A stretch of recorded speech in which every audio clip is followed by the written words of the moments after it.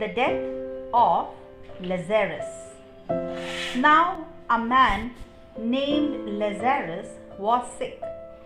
He was from Bethany, the village of Mary and her sister Martha. This Mary, whose brother Lazarus now lay sick, was the same one who poured perfume on the Lord and wiped his feet with her hair. So the sisters sent word to Jesus, Lord, the one you love is sick. When he heard this, Jesus said, this sickness will not end in death. No, it is for God's glory, so that God's Son may be glorified through it. Now, Jesus loved Martha and her sister and Lazarus. So when he heard that Lazarus was sick, he stayed where he was 2 more days. And then he said to his disciples, let us go back to Judea. But Rabbi, they said, a short while ago the Jews there tried to stone you, and yet you are going back? Jesus answered, are there not 12 hours of daylight? Anyone who walks in the daylight will not stumble, for they seek by the world's light.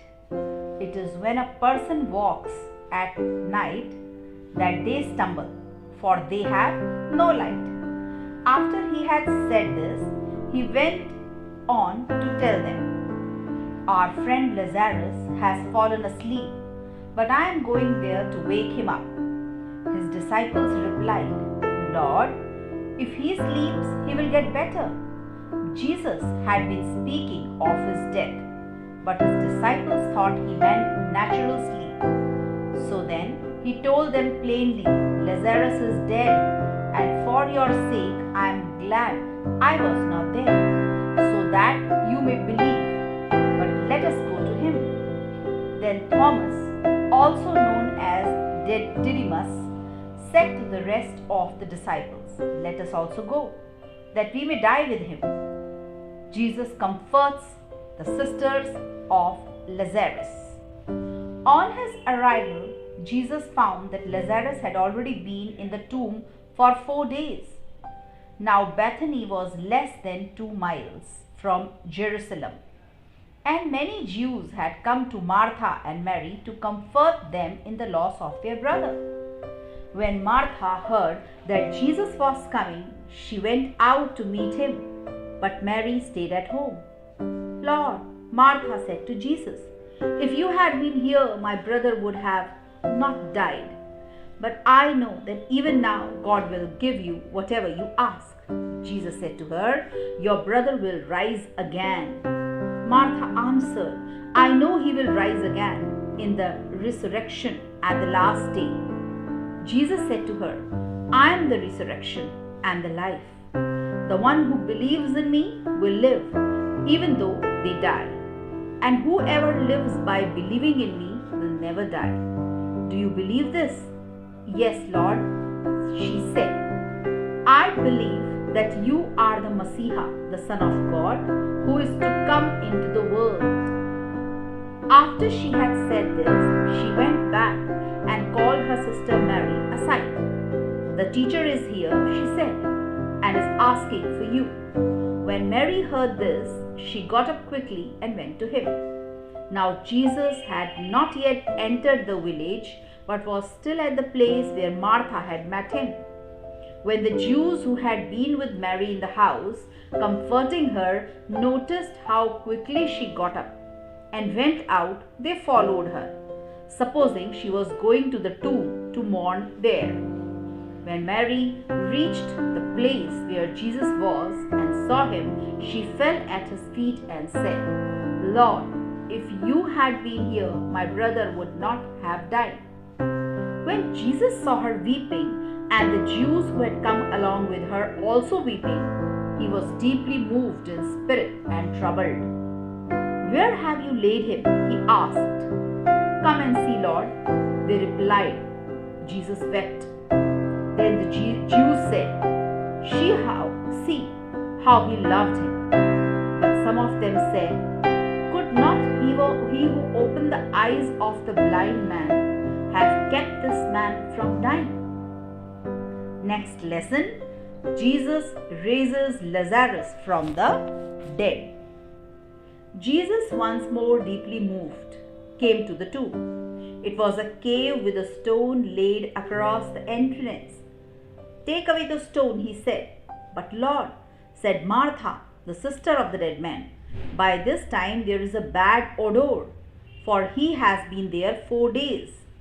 Then Jesus said, "Did I not tell you that if you believe, you will see the glory of God?" So they took away the stone. Then Jesus looked up and said, "Father, I thank you that you have heard me. I knew that you always hear me, but I said this for the benefit of the people standing here, that they may believe that you sent me." When he had said this, Jesus called in a loud voice, "Lazarus, come out." The dead man came out, his hands and feet wrapped with strips of linen and a cloth around his face. Jesus said to them, "Take off the grave clothes and let him go." Next lesson, the plot to kill Jesus. Therefore, many of the Jews who had come to visit Mary and had seen what Jesus did believed in him. But some of them went to the Pharisees and told them what Jesus had done. Then the chief priests and the Pharisees called a meeting of the Sanhedrin. "What are we accomplishing?" they asked. "Here is this man performing many signs. If we let him go on like this, everyone will believe in him. And then the Romans will come and take away both our temple and our nation." Then one of them, named Caiaphas, who was high priest that year, spoke up. "You know nothing at all.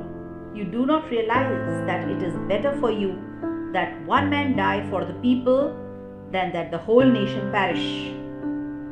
He did not say this on his own, but as high priest that year, he prophesied that Jesus would die for the Jewish nation, and not only for the nation, but also for the scattered children of God, to bring them together and make them one. So from that day on, they plotted to take his life. Therefore, Jesus no longer moved about publicly among the people of Judea.